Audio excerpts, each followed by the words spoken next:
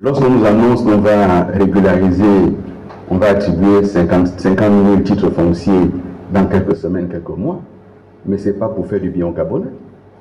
C'est parce qu'il faut le titre foncier pour payer l'impôt sur le foncier, la contribution foncière unique. Et en réalité, comme ils ont besoin d'argent, on vous donne des titres fonciers pour que vous puissiez payer ensuite la contribution foncière unique. Mais j'aimerais dire deux petites choses à ce sujet. C'est que cette contribution foncière unique, elle ne dépend pas de vos revenus.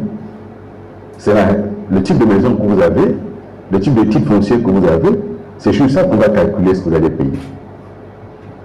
Mais vous le payez pendant que vous travaillez, vous avez des revenus, mais vous payez le même montant que vous serez retraité et que vos revenus auront baissé, auront été diminués par 10. Voici les réalités. Et tout cela parce que d'un côté, l'argent de l'État a été mal dépensé dans des voyages inutiles, et je parlais de GOC.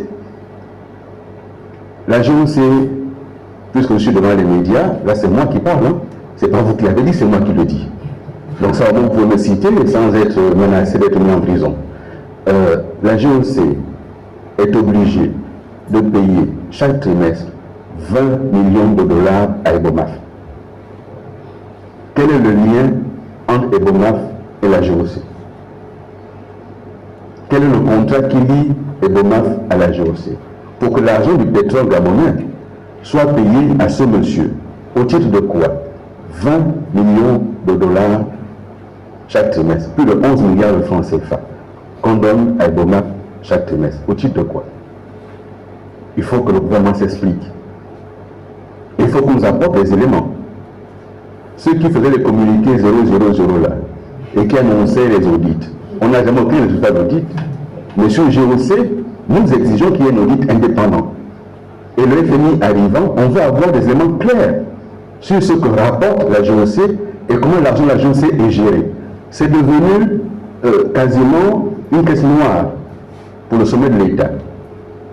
On a dénoncé hier, sous les draps, la question de la GOC qui servait à financer tout et rien.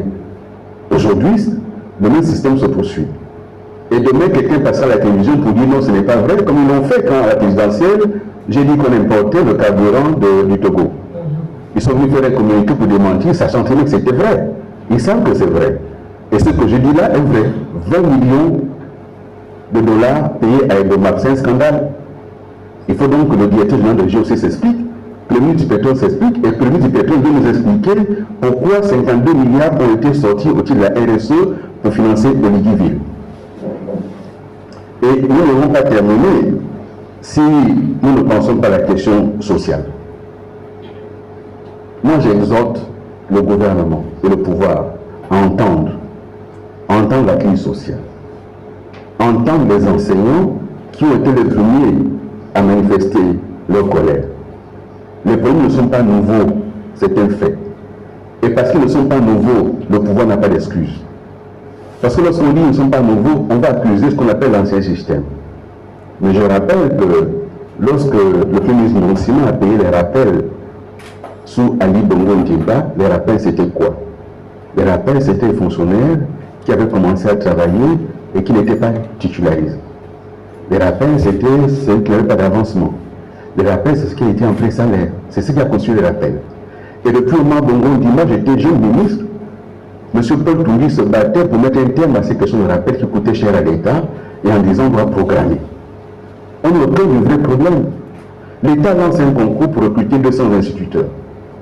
C'est l'État qui lance le concours sur son besoin. Si on lance un concours pour recruter 200 instituteurs, c'est qu'on programme des bibliothèques pour 200 instituteurs qui sortiront de formation. Pourquoi est-ce qu'on les surpris quand ils sortent de formation? Pendant qu'on les forme, pourquoi on ne prépare pas les pôles budgétaires? Et j'entends des gens qui me disent oui, mais tu es quel ministre? Oui, je l'ai été. Et je l'ai été pendant 7 mois. Et c'est moi, au mois de juillet 2023, qui ai pris la décision, en allant convaincre le président Ali Bongo, de reprendre les concours d'entre eux. Et Mme Camélia le sait, on a pris ce décret ensemble. C'est moi, en tant que Premier ministre, qui a mené à publier l'audit qui a été mené par le ministre de la fonction publique Madeleine Baird, et qui a démontré que sur les 11 000 recrutements et régularisations qu'il y a eu entre 2019 et 2023, 6 000 ont concerné l'enseignement. Oui, il y a eu le gel, mais le gel n'a pas concerné tout le monde. L'éducation nationale n'est pas concernée par le gel.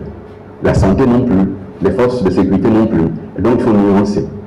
Aujourd'hui, moi j'appelle le gouvernement à cesser les intimidations, à cesser d'emprisonner les gens. Il faut dialoguer.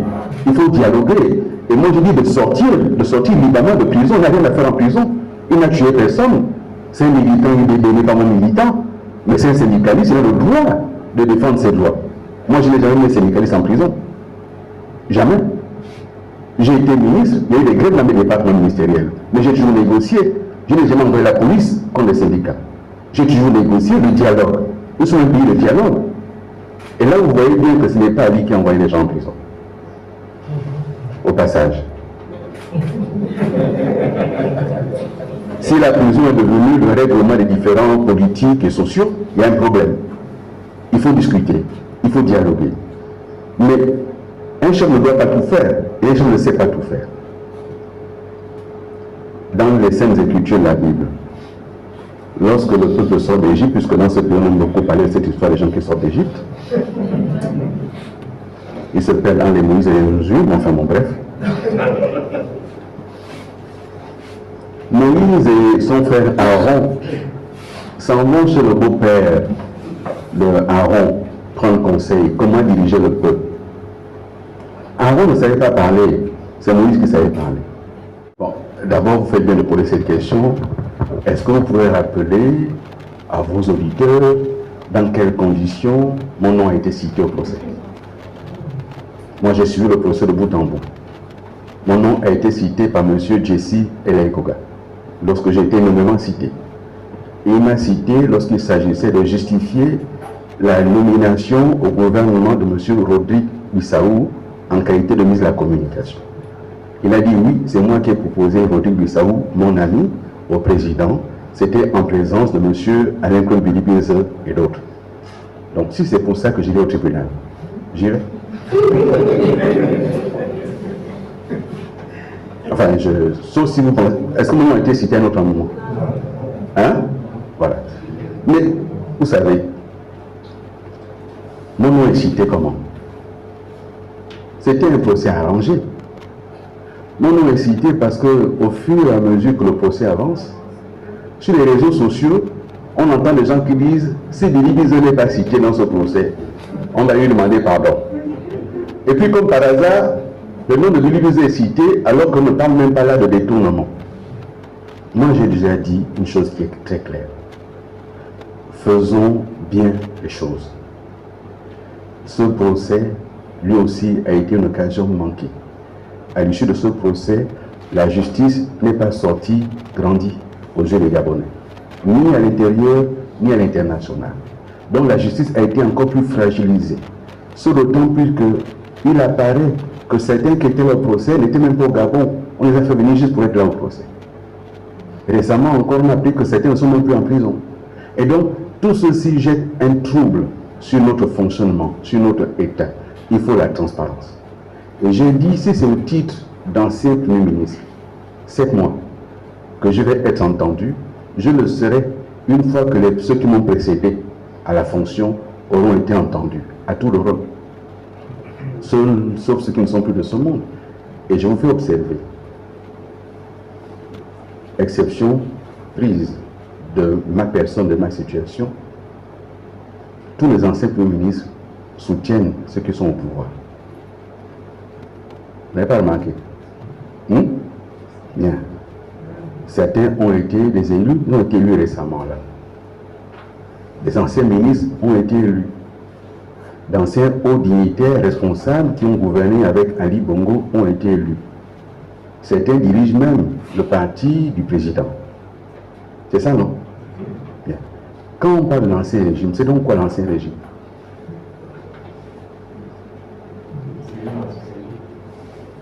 Ceux qui étaient les commandants en chef des forces de défense et de sécurité sous Ali Bongo, à 90% sont encore là. C'est pas vrai? Donc l'ancien régime, c'est qui finalement?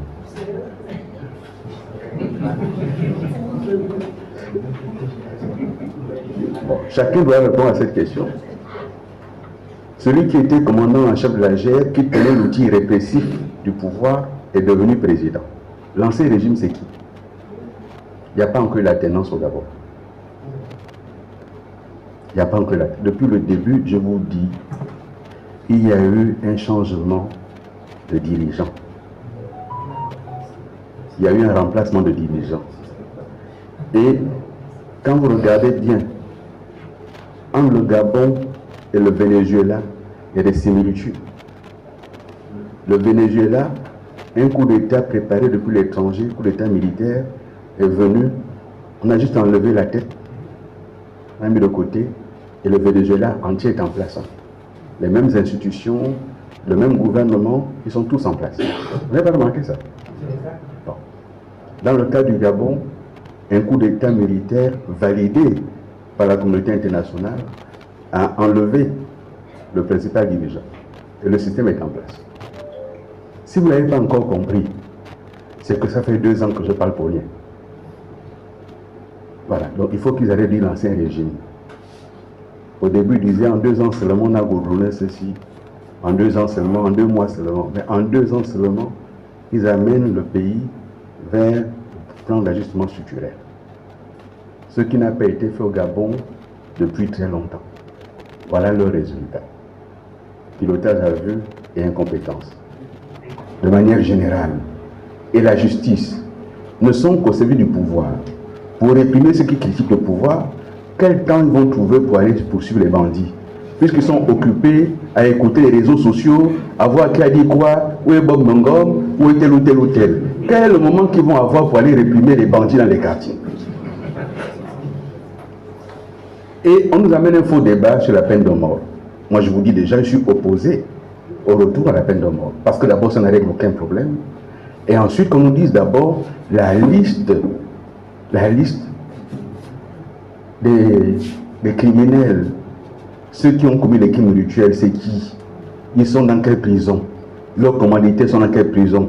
Ils sont où? Qu'on dise la liste. Qu'on dise aussi la liste de ceux qui tiennent les boutiques d'Enganga qui recommandent les crimes rituels. Parce que si ça existe, c'est qu'il y a des gens qui recommandent. Mais ces gens-là sont où? Il faut qu'on sache où ils sont. Si on a déterminé la chaîne, oui, on pose le problème. Mais quand nous disons qu'il ne doit pas présider le Conseil supérieur de la magistrature, c'est parce que la justice aujourd'hui, aux yeux des Gabonais, elle ne sert qu'à faire des règlements de compte. Demain, on veut que Béli Bézé cesse de parler, on trouve un motif pour le mettre en prison. Trouble à l'ordre public. Vous avez un syndicaliste, trouble à l'ordre public. Mais ça veut dire quoi dans une assemblée générale d'un syndicat? Ça veut dire quoi? Et qui a porté plainte? Parce que c'est le vrai sujet, c'est-à-dire que ce n'est pas... On ne vient pas arrêter quelqu'un comme ça s'il y a pas eu la plainte. Qui s'est plaint? Quel est le ministre qui s'est plaint? Éducation nationale? Est-ce que l'Assemblée générale a eu lieu dans une école? Qui s'est plaint? Ministre de l'Intérieur? Bon, qu'on dise qui s'est plaint. Qui a déposé plainte devant quel cabinet de juge et qui a donc fait une commission aux OPJ? Je termine sur un point. Sauf si ça a changé. Les agents de la DGSS ne sont pas des OPJ. Donc, les procédures qui sont menées par les gens de la DGSS, dans un pays normal, elles sont nulles, ces procédures. Elles sont nulles. Et donc, la mobilisation des forces à réprimer les activistes empêche que les forces soient concentrées à poursuivre les bandits dans les quartiers. Et comme la drogue aussi, et je l'ai dit, ce pouvoir nous a dit qu'il y avait des policiers, des officiers qui avaient été radiés, qui avaient été sanctionnés parce qu'ils étaient des dealers. Mais si ceux qui nous protègent sont même dans ces choses-là, dans des braquages, dans des deals et tout ça, bon, on va régler. On prend une autre question.